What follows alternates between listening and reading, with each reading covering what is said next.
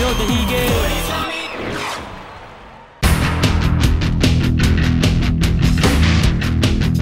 ನೋಡಿ ಸ್ವಾಮಿ ನಾವಿರೋದೇ ಹೀಗೆ ಯಾರು ನಿರೀಕ್ಷೆ ಮಾಡದೇ ಇದ್ದ ಅಪರೂಪದ ಶೋ. 50 ಅತಿ ವಿಶಿಷ್ಟ ಟಾಸ್ಕ್ಗಳನ್ನು ನಿಭಾಯಿಸಿರೋ ಫ್ಯಾಟ್ ಮಂದಿ ನಿನ್ನೆಯ ಅಸಾಧ್ಯ ಮೆಗಾ ಟಾಸ್ಕ್ ಅಲ್ಲಿ ಸಾಧ್ಯ ಅಂತ ಪ್ರೂವ್ ಮಾಡಿ ತೋರಿಸಿದ್ರು.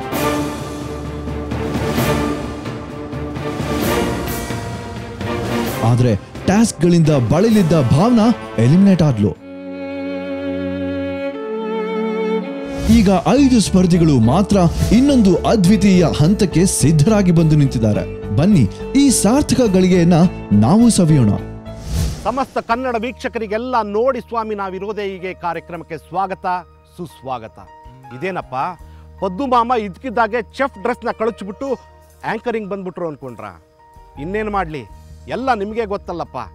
ಬಿಗಿನಿಂಗಲ್ಲಿ ಈ ಕಾರ್ಯಕ್ರಮ ಶುರು ಆದಾಗ 12 ಮಂದಿ ದಡೂತಿಗಳು ಇಲ್ಲಿಗೆ ಬಂದು ಒಬ್ಬ ಸ್ಲಿಮ್ ವ್ಯಕ್ತಿ ಮಾಡೋದಕ್ಕೆ ಏನೇನು ಸಾಧ್ಯ ಎಲ್ಲವನ್ನ ಅವರಿಗಿಂತ ಮಿಗಿಲಾಗಿ ಚೆನ್ನಾಗಿ ನಿಭಾಯಿಸಿ, ಅಷ್ಟೇ ಅಲ್ಲ ತಮ್ಮ ದೇಹವನ್ನು ದಂಡಿಸ್ಕೊಂಡು ತಮ್ಮ ದೇಹವನ್ನು ಸ್ಲಿಮ್ ಮಾಡ್ಕೊಳ್ಳೋದ್ರ ಜೊತೆಗೆ ನಿಮ್ಮ ಮನಸ್ಸುಗಳಿಗೂ ಮನರಂಜನೆ ಕೊಟ್ಟರು.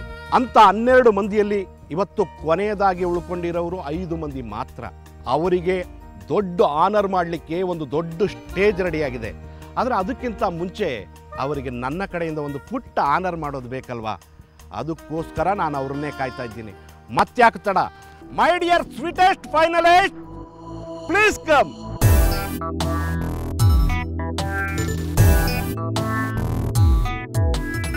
2 ತಿಂಗಳ ಕಾಲ ದೀರ್ಘ ಹೋರಾಟದ ನಂತರ ನೀವು ಗ್ರಾಂಡ್ ಫಿನಾಲೆಯ ಸ್ಟೇಜ್ನಲ್ಲಿ ನಿಂತ್ಕೊಳ್ಳೋ ಅವಕಾಶವನ್ನು ಪಡ್ಕೊಂಡಿದ್ದೀರಿ.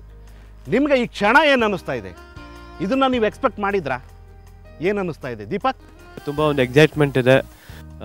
ಯಾರು ಗೆಲ್ತಾರೆ ಅಂತ ಒಂದು ಕ್ಯೂರಿಯಾಸಿಟಿ ಸಮೇತ ಇದೆ. ಟೆನ್ಷನ್ ಕೂಡ ತುಂಬ ಇದೆ. ನಿನ್ನ ಮನಸ್ಸಿನೊಳಗಡೆ ಏನಾದರೂ ಇದ್ದರೆ ಯಾರಾಗ್ಬೋದು ಅಂತ ಹೇಳ್ಬಿಡು. ಹಾಗೆ ನನ್ನ ಮನಸ್ಸಿನ ಪ್ರಕಾರ ನಾನೇ ಆಗ್ತೀನಿ ಅಂತ ಹೇಳ್ಕೊತೀನಿ. Very good, very good. ಆ ಕಾನ್ಫಿಡೆನ್ಸ್ ಬೇಕು, ಆ ನಂಬಿಕೆ ಬೇಕು. ಬೀನಾ, ಆ ಗ್ರಾಂಡ್ ಫಿನಾಲೆಯ ಸ್ಟೇಜಲ್ಲಿ ನಿಂತ್ಕೊಳ್ಳೋದು ಅಂದರೆ ಅದು ಎಲ್ಲರಿಗೂ ಸಿಗೋ ಅವಕಾಶ ಅಲ್ಲ, ಹೌದು ತಾನೇ? ನಿಜವಾಗಿ ಏನು ಅನ್ನಿಸ್ತಾ ಇದೆ ಪುಟ್ಟಿ ನಿನಗೆ? ಸ್ಟಾರ್ಟಿಂಗಲ್ಲಿ ನಾನೇನು ಅಂತ ನನಗೆ ಗೊತ್ತಿರಲಿಲ್ಲ. ಬರೋಕ್ಕೆ ಮುಂಚೆ ತುಂಬ ಆಸೆ ಇತ್ತು ಇಲ್ಲಿಗೆ ಬರಬೇಕಂತ. ಅದು ಒಂದು ಕನಸು ನಿಜ ಆಯಿತು. ಬಂದು ಕಾಲಿಟ್ಟಾಗ ಟಾಸ್ಕ್ ಏನಂತ ಗೊತ್ತಿರಲಿಲ್ಲ. ಆಗ ಒಂದು ಕನಸಿತ್ತು ಟಾಪ್ 6ಗೆ ಬರಲೇಬೇಕಂತ. ಅದು ನಾನು ಅಚೀವ್ ಮಾಡಿಬಿಟ್ಟೆ. ಆದರೆ ಒಂದು ಸತ್ಯ ಬೀನಾ, ನಿನ್ನನ್ನ ಈ ಹಂತದವರೆಗೆ ತಗೊಬಂದದ್ದು ನಿನ್ನೆ ಗ್ರಾಂಡ್ ಫಿನಾಲೆಯ ಮೆಗಾ ಟಾಸ್ಕ್ ಸ್ಪರ್ಧೆನಲ್ಲಿ ಒಂದು ಕುಂಬಳಕಾಯಿ. ಇದನ್ನು ಒಪ್ಕೋತೀಯಾ? ಹೌದೌದು. ನೀನು ಅದೊಂದು ಕುಂಬಳಕಾಯಿ ಹಾಕೋದನ್ನ ಮಿಸ್ ಮಾಡ್ಕೊಂಡಿದ್ರೆ ನೀನು ನಿಂತಿರೋ ಜಾಗದಲ್ಲಿ ಭಾವನಾ ನಿಂತ್ಕೋತಿದ್ರು. ಪಾಪ ಬ್ಯಾಡ್ ಲಕ್. ಇದ್ರ ನಡುವೆ ಗುಂಡ ಯಾರು ವಿನ್ ಆಗಬಹುದು ಇದರಲ್ಲಿ? ಪದ್ಮಮ್ಮ, ನಾನು ಫಸ್ಟ್ ಟಾಸ್ಕಿಂದ ಬಂದು ಇಲ್ಲರಿಗೂ ನನ್ನ ಎಫರ್ಟ್ ನಾನಿದೆ, ನನ್ನ ಪರ್ಫಾರ್ಮೆನ್ಸ್ ಚೆನ್ನಾಗಿದೆ. ಯಾವುದು ನಾನು ಗಿವ್ ಅಪ್ ಮಾಡೋ ಲೆವೆಲ್ಗೆ ನಾನು ಕೊಟ್ಟಿಲ್ಲ. ನಾನೇ ವಿನ್ ಆಗ್ತೀನಿ ಅನಿಸ್ತಿದೆ. ಅವರು ಗೆಲ್ಲೋದು ಸೋಲೋದು ಇಟ್ ಇಸ್ ಸೆಕೆಂಡ್ರಿ. ಇಲ್ಲಿದ್ದು ಇಷ್ಟೆಲ್ಲ ಮಾಡಿ ಅಷ್ಟೊಂದು ಜನದ ಜೊತೆ ಫೈಟ್ ಮಾಡಿ ಇಲ್ಲಿ ಬಂದಿದ್ದೀನಲ್ಲ, ಅದೇ ಒಂದು ದೊಡ್ಡ ಗೆಲುವು ಅಂತ ನಾನು ಅನ್ಕೊಳ್ತೀನಿ. ತುಂಬ ಚೆನ್ನಾಗಿ ಹೇಳಿದೆ ಮೋಹಿತ್. ಇಲ್ಲಿ ಬಂದಾಗ ನನಗೆ ತುಂಬಾ ಒಂದು ಕುತೂಹಲ ಇರ್ತಾಯಿತ್ತು. ಅಂದರೆ ಯಾವ ಥರ ಏನಿರ್ಬೋದು, ನನ್ನ ಕೈಲಿ ಆಗುವಂಥ ಟಾಸ್ಕ್ಗಳು ಸಿಗುತ್ತೋ ಇಲ್ಲೋ, ಈ ಥರ ತುಂಬ ಕ್ಯೂರಿಯಾಸಿಟಿಯಿಂದ ಇತ್ತು. ಆದರೆ ಆಲ್ಮೋಸ್ಟ್ ಎಲ್ಲ ಟಾಸ್ಕ್ಗಳು ನಾನು ಮಾಡಿದ್ದೀನಿ. ಫಸ್ಟು ಟೀಮ್ಗೋಸ್ಕರ ಓಡಾಡ್ತಿದ್ದೆ. ಇಂಡಿವಿಜುವಲ್ ಪರ್ಫಾರ್ಮೆನ್ಸ್ ಬಂದಾಗ ಇಂಡಿವಿಜುವಲ್ ಆಗಿ ಓಡಾಡಿದೆ. ಒಂದು ಎಫರ್ಟ್ ಹಾಕಿದಾಗ ಅದರಿಂದ ಪ್ರತಿಫಲ ಬಯಸೋದು ಕೂಡ ಸಹಜ. ಅದು ನಿಮ್ಮೆಲ್ರಿಗೂ ಒಳ್ಳೆಯದಾಗಲಿ. ಅದಕ್ಕೋಸ್ಕರ ಇಷ್ಟು ದಿವಸ ನನ್ನ ಕೈನಲ್ಲಿ ಸಿಕ್ಕ ಹಾಕ್ಕೊಂಡು ಡಯಟ್ ಫುಡ್ಡನ್ನು ತಿಂದು ಅದ್ರ ಜೊತೆಗೆ ನಿಮ್ಮ ಮೈಯನ್ನು ಕರಗಿಸ್ಕೊಳ್ಳೋದ್ರ ಜೊತೆಗೆ ಇಡೀ ಕರ್ನಾಟಕದ ಜನರ ಮನಸ್ಸನ್ನು ಕೂಡ ಅರಳಿಸಿದ್ದೀರಿ.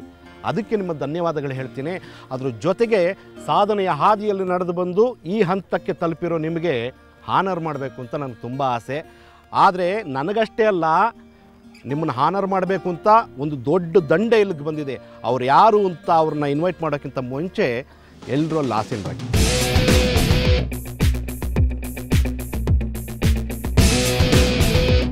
ಈ ನಮ್ಮ ಫೈನಲಿಸ್ಟ್ಗಳನ್ನ ಹಾನರ್ ಮಾಡಬೇಕು ಅಂತ ವಿಶೇಷ ಅತಿಥಿಗಳು ಇಲ್ಲಿಗೆ ಬರ್ತಾ ಇದ್ದಾರೆ.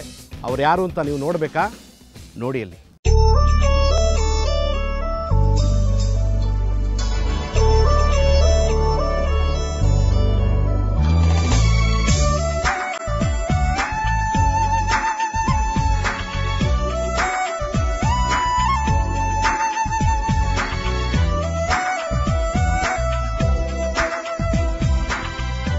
ರಘು, ಈಗ ಫೈನಲ್ಗೆ ಬಂದಿರ್ತಕ್ಕಂಥ ಕಂಟೆಸ್ಟೆಂಟ್ಸಲ್ಲಿ 3 ಮಂದಿ ನಿನ್ನ ಬ್ಲೂ ತಂಡದವರಿದ್ದಾರೆ, ಇಬ್ಬರಷ್ಟೇ ನಿನ್ನ ರೆಡ್ ಟೀಮ್ ಅವರಿದ್ದಾರೆ.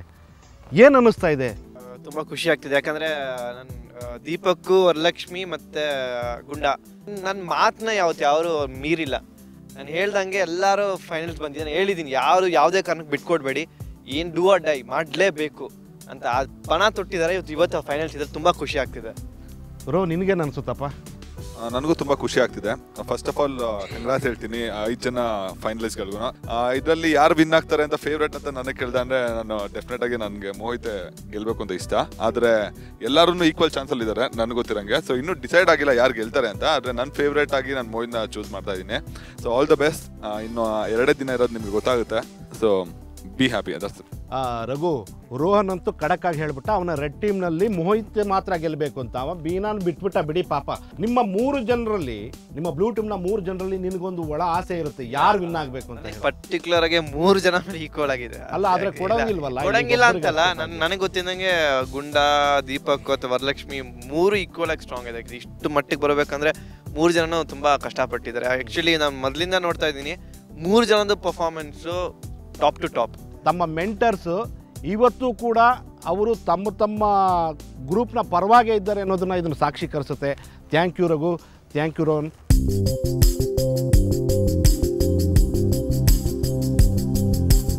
ಒಂದು ಹಾನರ್ ಅಂದಮೇಲೆ ಬರೀ ಹಾರ ಹಾಕ್ಬಿಟ್ಟು ಹಗ್ ಮಾಡಿಬಿಟ್ರೆ ಸಾಕಾಗುತ್ತಾ? ಇಲ್ಲ, ಇಲ್ಲಿಗೆ ಬಂದಿರೋ ಅತಿಥಿಗಳಾದರೂ ಯಾರು? ಇವರ ಜೊತೆ ಒಂದೇ ತಟ್ಟೆಯಲ್ಲಿ ಊಟ ಮಾಡ್ತಾ, ಒಂದೇ ಬೆಡ್ಡಲ್ಲಿ ಹೊರಳಾಡ್ತಾ, ಒಂದೇ ಬಾತ್ರೂಮ್ನಲ್ಲಿ ಸ್ನಾನ ಮಾಡ್ತಾ ತುಂಬ ಆತ್ಮೀಯವಾಗಿದ್ದವರು. ಅವರಿಗೆ ಇವ್ರ ಬಗ್ಗೆ ವ್ಯಕ್ತಪಡಿಸಬೇಕಾದ ಭಾವನೆಗಳು ತುಂಬ ಇರುತ್ತೆ, ನನಗೆ ಗೊತ್ತು. ಮಿಥುನ್ ಬಾಯ್ಲಿ ಮಗ.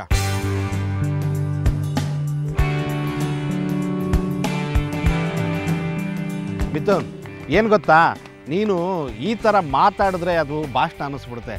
ಯಾಕಂದರೆ ನೀನೊಬ್ಬ ಒಳ್ಳೆ ಇಮಿಟೇಟರು, ತುಂಬ ಒಳ್ಳೆ ಸಿಂಗರ್ ಅಂತ ನಮ್ಮ ಕ್ರೂ ಮೆಂಬರ್ಸ್ಗೆಲ್ಲ ಗೊತ್ತು. ಅದನ್ನು ಮೆಚ್ಚಿ ನಿನಗೆ ಅವಾರ್ಡ್ ಕೂಡ ಕೊಟ್ಟಿದ್ದಾರಲ್ವಾ. ಇದನ್ನು ಏನಾದರೂ ಒಂದು ಪದ್ಯ ಕಟ್ಟಿ ಹೇಳೋಕ್ಕೆ ಸಾಧ್ಯನಾ, ಇಲ್ಲ ಒಂದು ಹಾಡು ಮೂಲಕ ಹೇಳೋಕ್ಕೆ ಸಾಧ್ಯ? ಹೇಳ್ತೀನಿ. ನೀವೈದು ಮಂದಿ ತುಂಬಾನೇ ಕಷ್ಟಪಟ್ಕೊಂಡು ಫೈನಲ್ ಬಂದ್ರಿ, ಅಲ್ಲೊಂದು ಚೂರು ಇಲ್ಲೊಂದು ಚೂರು ನಿದ್ದೆನ ಮಾಡಿಬಿಟ್ರಿ. ವರ್ಕೌಟ್ ಮಾಡಿಕೊಂಡು ಟಾಸ್ಕ್ ಮಾಡಿಕೊಂಡು ಇಲ್ಲಿ ತನಕ ಬಂದ್ರಿ. ನಿಮ್ಮ ಕಷ್ಟ ಹೇಳಿ ತುಂಬಾನೇ ಸೂಪರು.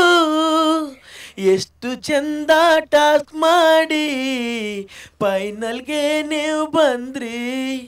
ಆದರೆ ಕೊನೆಗೆ ಒಬ್ಬರೇ ವಿನ್ನರ್, ನಿಮಗೆಲ್ಲನೂ ಗೊತ್ತು ಯಾರಾಗ್ತಾರೆ ಅಂತ ಆ ದೇವ್ರಿಗೆ ಮಾತ್ರ ಗೊತ್ತು. ಸಾಕಣಪ್ಪ, ಯಾಕಂದರೆ ನಿನ್ನ ಹೊಟ್ಟೆ ಉರಿ ಏನು ಅಂತ ನನಗೆ ಇಲ್ಲಿ ನಿನ್ನ ಹಾರ್ಟ್ ಬೀಟಲ್ಲೇ ಕೇಳಿಸ್ತಾ ಇದೆ. ಇದೆಲ್ಲ ಬೇಡ ಮಗ. ನಿನಗಿಲ್ದೆ ಇರೋ ಅವಕಾಶ ಅವ್ರಿಗೆ ಸಿಕ್ಕಿದೆಯಲ್ಲ ಅಂತ ನಿನಗೆ ಕುದೀತಾ ಇದೆ. ನಿಜ ಹೇಳು ಮುತ್ತು. ನಮ್ಮನ್ನ ಅರ್ಥ ಮಾಡ್ಕೊಂಡಿರಿ ನೀವೇ ತಾನೇ, ನಿಮ್ಗೆ ಗೊತ್ತಾಗೆ ಆಗತ್ತೆ. ಸ್ವಿಮ್ಮಿಂಗ್ ಪೂಲಿಂದ ಮೇಲಿಂದ ಬಿದ್ದು ಜುಟ್ಟವನ್ನು ಹಿಂದೆ ಬಿಟ್ಕೊಂಡು ನೀನು ದೊಡ್ಡ ತೋತ್ಲಾಂಡಿ ಅನ್ಕೊಂಡೇನು ದೀಪಕ್ಕು. ನಿನ್ನ ಲೈಫ್ ಇಷ್ಟೇನೆ. ರಿವೈಟಲ್ ಅನ್ನು ತಿನ್ಕೊಂತ ಇಲ್ಲಿ ತನಕ ಬಂದೆ. ನೀನು ದೊಡ್ಡ ಹೈಟು ಅಂತ ಅನ್ಕೊಂಡೇನು. ಮೋಹಿತ್, ನಿನ್ ಲೈಫ್ ಇಷ್ಟೇನೆ. ಏನು ಮಾಡ್ದೆ, ಎಲ್ಲರಿಗೂ ಬೈಕ್ ಅಂತ ಇಲ್ಲಿ ಬಂದೆ. ಫಸ್ಟ್ಗೆ ಎಲಿಮಿನೇಷನ್ ಆಗ್ಬೇಕಿತ್ತು, ಇಲ್ಲಿ ತನಕ ಬಂದೆ. ಪಿಚಿ ಪಿಚಿ ಪಿಚಿ ಟಾರ ರಂಪು, ಪಿಚಿ ಪಿಚಿ ಪಿಚಿ ಪಿಚಿ ಟಾರ ರಂಪು. ಇಲ್ಲಿ ತನಕ ಬಂದೆ ನೀನು, ನನಗೆ ಇಷ್ಟ ಆಗಲಿಲ್ಲ. ಅದು ರೆಡ್ ಟೀಮು ನನಗೆ ಇಷ್ಟ ಆಯ್ತು. ಟಾಸ್ಕ್ ಸ್ಟಾರ್ಟ್ ಆಗೋಕ್ಕಿಂತ ಮುಂಚೆ ಹೊಡಿಬೇಡ ಪ್ಲೀಸ್ ಅಂತ ಹೇಳಿಕೊಂಡು ಆ ಟಾಸ್ಕ್ ಅಲ್ಲಿ ನನಗೆ ಹೊಡೆದೆ ಬಿಟ್ಟೆ. ಸುಮಂತ ನೀನೇನೆ, ನಿನ್ನ ಲೈಫ್ ಇಷ್ಟೇನೆ. ನಿನ್ಗೆ ಬಿಟ್ಟಿದ್ ಯಾಕೆ ಗೊತ್ತಾ, ಬೇಜಾರಾಗ್ತಿತ್ತು. ತುಂಬಾ ಸಣ್ಣ ಹುಡುಗ ಅಂತ ಬೇಜಾರಾಗ್ತಿತ್ತು.